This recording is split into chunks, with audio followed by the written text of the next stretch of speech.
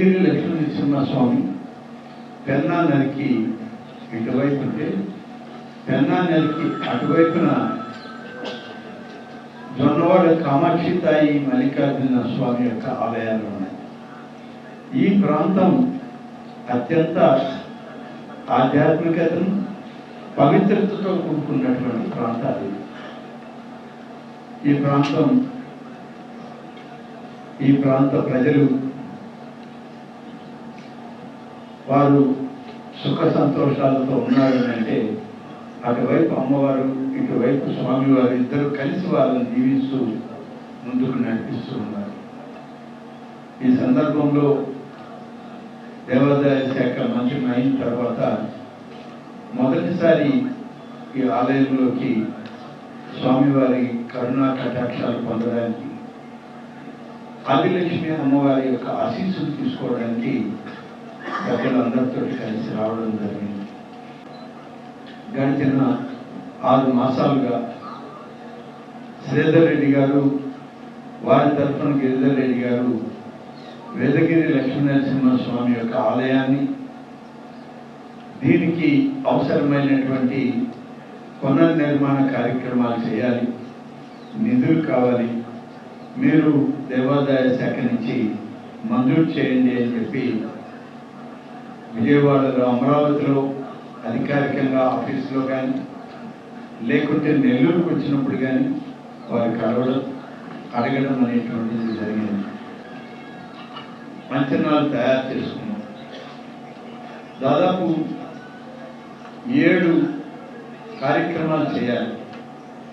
7 కార్యక్రమాలు కూడా ఆలయ ప్రాంగణంలో ఉన్న శ్రీ ప్రసన్న లక్ష్మీ అమ్మవారి సమేత గోవిందరాజ స్వామి దేవస్థానం పునర్నిర్మాణానికి 2,40,00,000 రూపాయలు అవసరం అవుతుందని చెప్పి అంచనాలు వేశారు. ఆలయ ప్రాంగణంలో ధ్యాన మందిర నిర్మాణం 1,35,00,000 రూపాయలు అవసరం అవుతుందని చెప్పి అంచనాలు వేయడం, ఆలయ ప్రాంగణంలోని పురాణ కాలక్షేప మండప నిర్మాణానికి 1,00,00,000 రూపాయలు అవసరం అవుతుందని చెప్పి, అలాగే వాహన పార్కింగ్ నిర్మాణానికి 57,00,000 రూపాయలు, ఆలయ ప్రాంగణంలోని కోనేరు దగ్గర అక్కడ ఉన్నటువంటి మరుగుదొడ్లు, స్నానపు గదులు, వచ్చేటువంటి పోయేటువంటి భక్తులకి అన్ని సౌకర్యాలతో 36,00,000 రూపాయలతో ఏర్పాటు చేయడానికి, 7 కోనేరుల దగ్గర మరుగుదొడ్లు, స్నానపు గదుల నిర్మాణానికి మరొక 36,00,000 రూపాయలు, ఆలయ ప్రాంగణంలో అన్నదాన భవన నిర్మాణానికి 2,70,00,000 రూపాయలు, మొత్తం మీద 8,74,00,000 రూపాయలు కావాలని ప్రతిపాదించడం జరిగింది. ఈ మొత్తాన్ని మంజూరు చేయాలని చెప్పి ఒక నిర్ణయం తీసుకుని ఇవాళ మంజూరు పత్రాన్ని తీసుకుని ఈ ఆలయానికి రావడం జరిగింది.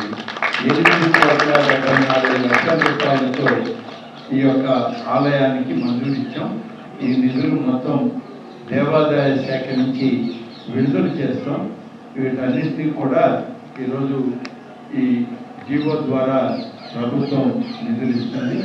దీన్ని చైర్మన్ గారికి, గిరిధర్ రెడ్డి గారి ద్వారా వారికి అందజేయడం జరుగుతుంది. ఈ కార్యక్రమం త్వరలోనే మొదలు పెట్టాం. ఒక మంచి ముహూర్తం చూసి దీనిలో కొన్ని ప్రాధాన్యత కలిగినటువంటివి, కొన్ని సెకండ్ ఫేజ్లో తీసుకునేటువంటివి ఉన్నాయి. ప్రాధాన్యత కలిగినటువంటి ఆలయాలు కానీ వీటన్నిటినీ మొదటి విడతగా పిలుస్తాం. 2వ విడతలో ఒక 6 మాసాల్లోనే 2వ విడత పనులు కూడా ప్రారంభించి మొత్తం మీద 1.5 సంవత్సరంలో ఈ పనులన్నీ కూడా పూర్తి చేసి దేవాలయానికి సంబంధించి దాదాపుగా 1,170 ఎకరాల భూమి ఉంది. స్థిరాస్తి కింద మునిముడి గ్రామంలో కానీ, దేవరపాలెం గ్రామంలో కానీ ఈ 1,176 ఎకరాల భూమిలో ఇప్పుడు కొంత భూమిని, అంటే సోలార్ పవర్ ప్రాజెక్ట్ కోసం కొంత భూమి మున్సిపల్ కార్పొరేషన్ ఇటీవల పురపాలక శాఖ మంత్రిగా నారాయణ గారు, నేను, మా మేయర్ గారు రూప్ కుమార్ యాదవ్ గారు, గిరిధర్ రెడ్డి గారు, మేమందరం కొన్ని ఈ ఆలయం గురించి సమీక్ష చేసేటప్పుడు సోలార్ ప్రాజెక్టులు ఏర్పాటు చేయాలి నెల్లూరు నగరానికి. సోలార్ విద్యుత్తు ద్వారా కొంత ఆర్థికంగా నగర ఆర్థిక పరిస్థితులను మెరుగుపరుచుకోవాలి, ఆ విద్యుత్తుని మేము సరఫరా చేసుకోవాలని చెప్పి మేయర్ గారు కోరితే దగ్గరలో 100 ఎకరాలు కావాలి అని అడిగారు. అప్పుడే ఇది చర్చకు వచ్చింది. నెల్లూరు నగరానికి 100 ఎకరాల భూమి ఒకే ప్రాంతంలో దొరకడం అనేది ఇవాళ అసాధ్యం. ఒక 10 సంవత్సరాల క్రితం అయితే దొరికేది, కానీ ఇవాళ లేదు. 10 సెంట్ల భూమి ఒక బిట్గా కావాలన్నా దొరకని పరిస్థితి ఇవాళ. ఆ సందర్భంలో సోలార్ పవర్ అనేటువంటిది సూర్యరశ్మితో వచ్చేటువంటి ఈ యొక్క విద్యుత్తుని మనం పొందడానికి అవసరమైన భూమిని ఎక్కడ సేకరించాలి ఏమిటి అంటే, వేదగిరి లక్ష్మీనరసింహస్వామి కొండలు ఉన్నాయి, కొండతో సహా మనకి భూములు ఉన్నాయి కదా. సోలార్ పవర్ని తీసుకోవడానికి కొండలపైన అయినా సరే సోలార్ పవర్ ప్రాజెక్ట్ పెట్టొచ్చేమో అధ్యయనం చేయండి అని చెప్పి నేను మన మేయర్ గారికి కూడా సూచించాం. మన మినిస్టర్ నారాయణ గారు కూడా వారు సలహా ఇచ్చారు.